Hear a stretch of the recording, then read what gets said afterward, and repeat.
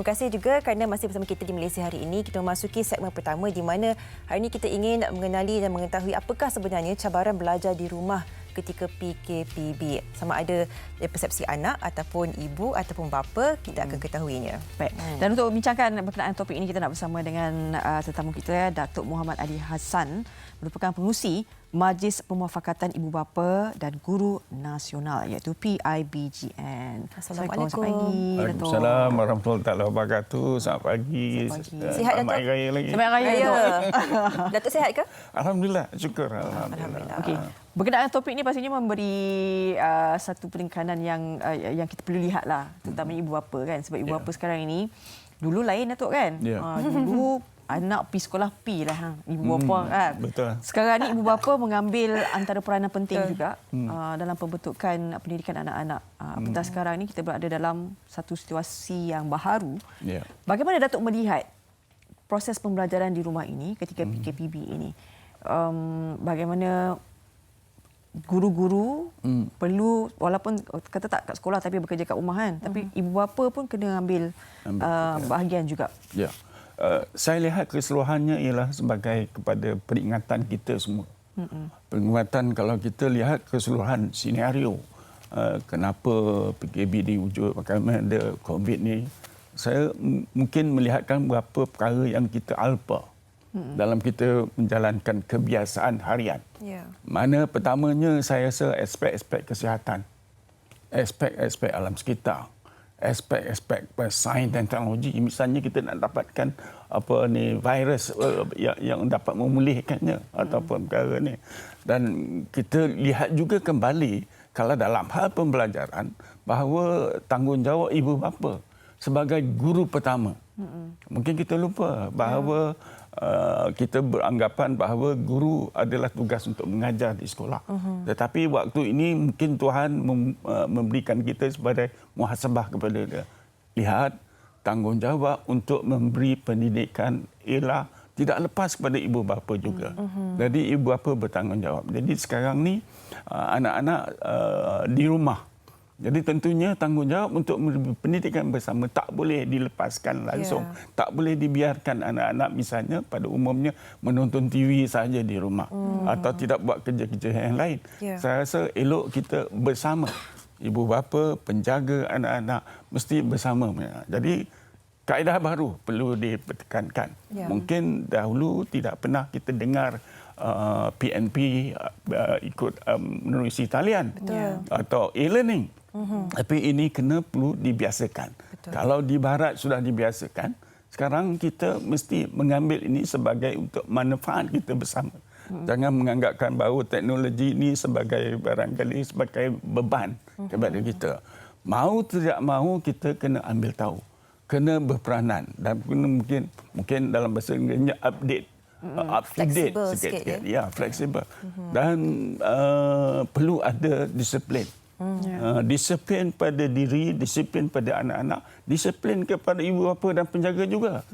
Misalnya, saya mengharap sangat kalau kita memberi PNP pengajaran di rumah, mesti ada penjadualan juga. Tapi jangan ketat sangat. Saya didedahkan misalnya. Ada satu kes, saya di rumah saya sendiri melihat cucu saya sendiri, sekolahnya beri pelajaran bahawa yang agak fleksibel. 1 jam pagi beri pelajaran atas talian. Belah petang talian. Juga ada tidak begitu banyak ditumpukan. 1 jam pagi, 1 jam petang. Kemudian ada juga suntikan-suntikan untuk pembangunan rohani, pembangunan dari segi fizikal. Biar anak-anak itu bagi saya ada keseronokan, jangan kesengsaraan di rumah saya. Keseimbangan itu mesti ada. Fizikal, mental, sebagainya. Macam tujuan kita memberi pendidikan di negara kita, kita hendakkan satu pendederahan pendidikan yang holistik, pembangunan jasmani dari segi fizikal, pembangunan emosi, pembangunan rohani, pembangunan intelek dan sosialisasi perlu ada. Mungkin sosialisasi dari segi interaksi dengan masyarakat luar agak terhad. Kanak-kanak sekarang pun tak boleh pergi mall dan sebagainya. Tetapi dalam rumah itu saya kira jangan tidak dibiarkan bermain di luar kawasan di rumah saja boleh. Secara barangkali turun naik tangga misalnya di rumah misalnya. Main bola bersama keluarga. Ini boleh diadakan. Datuk, mungkin antara yang menjadi kerisauan ataupun khuatir yang ibu bapa adalah sama ada cara pengajaran kita, pendekatan kita itu adakah ia mempunyai fungsi ataupun berkesan atau tidak. Kerana kita tidak mempunyai training ataupun latihan tertentu untuk mengajar anak-anak. Betul. Kita ini hubungan ibu dan anak ni. Macam mana ni kita nak Bapak kadang-kadang dia ngajar emosi lebih sikit. Saya Sebab anak kan. setuju. Jadi macam anak pun ada Emosi tu membuat-buat lagi. Yalah, mau tidak mau.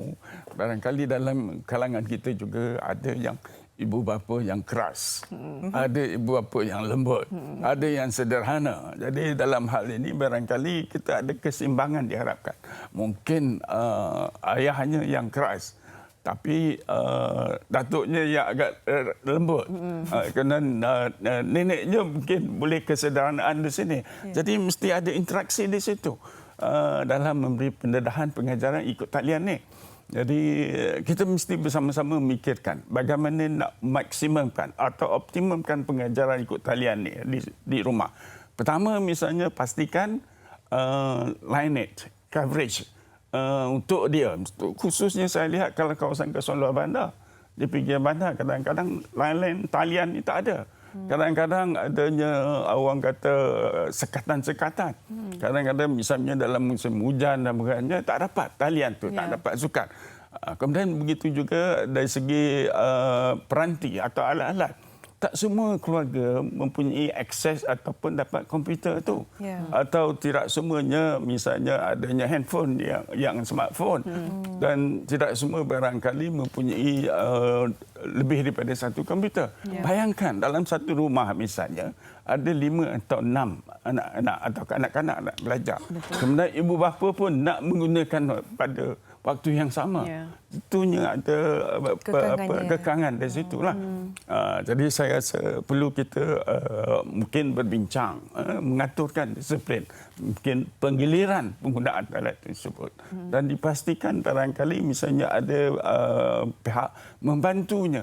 Misalnya kalau talian tu terputus, misalnya kalau misalnya tak clear ataupun kurang jelas pendengaran dan sebagainya, alat-alat aksesori misalnya untuk pendengaran pun juga perlu disediakan.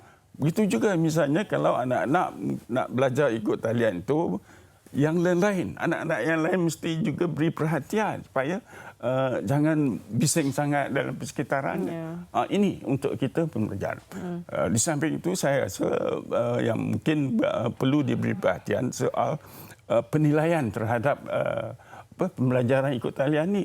Siapa yang akan betul-betul menilainya? Mungkin guru-guru hanya memberikan jadual, memberikan curriculum atau apa yang nak dibaca, tetapi penilaiannya macam mana? Apakah anak-anak di rumah tu dah dapat pastikan ilmu atau pembelajaran tu dah diterima dengan baiknya atau tidak? Ini perlu yang difikirkan. Baik, Datuk. Tadi saya ada baca juga bagi NST kan kita tahu bahawa garis panduan pengurusan pembukaan sekolah kan akan diedarkan pada hari ini dan kata membabitkan dalam 3,000 sekolah menengah nanti akan. Bagaimana Datuk melihat benda ini, macam persediaan fizikal, mental, guru, ibu bapa dan anak-anak juga ni? Mahu tidak mahu saya rasa ibu bapa kena bersedia. Jadi persediaannya tunggu masa yang akan diumumkan. Kementerian telah barangkali menjanjikan bahawa pembukaan sekolah akan diumumkan 2 minggu sebelum betul-betul.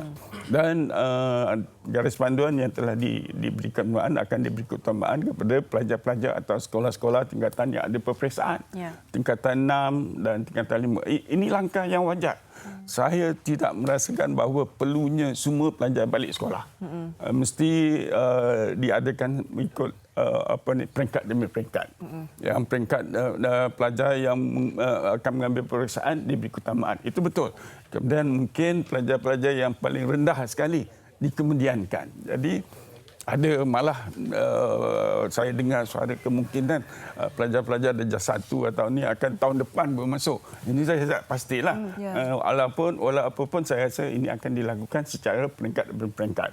Dan kita harapkan bahawa persediaan ibu bapa terutamanya ataupun di kalangan sekolah soal misalnya bilik darjah. Bagaimana nak dikawalkan bahawa maksimum 15 atau 20 dalam kelas dijarakkan. Kemudian macamnya pengaturan untuk di kantin. Macam mana pengaturan di bilik makmal supaya tidak ada ramai dalam satu darjah itu ditekan. Kemudian kebersihan secara umum. Saya menggalakkan bahawa mungkin secara giliran sama ada kalangan daripada pihak sekolah atau dengan kerjasama dengan ibu bapa dan penjaga. Membantu sekolah sekarang membersihkan secara umum persekitaran sekolah. Ini penting, saya kira. Sanitasi itu sangat penting. Dan juga persediaan alat-alat yang diperlukan. Alat-alat sanitasi, alat-alat yang diperlukan tentang topeng muka dan sabun. Ini dipastikan mesti ada dalam setiap bilik kali darjah. nak masuk sekolah. SOP mesti patuh. Pastinya banyak yang perlu kita perhalusi dan terima kasih kita ucapkan kepada Datuk kerana memberikan satu gambaran yang cukup jelas sekali. Sama. Datuk Muhammad Ali Hassan, Pengerusi Majlis Pemufakaratan Ibu Bapa dan Guru Nasional PIBGN. Terima kasih Datuk. Sama-sama. Baik. Saya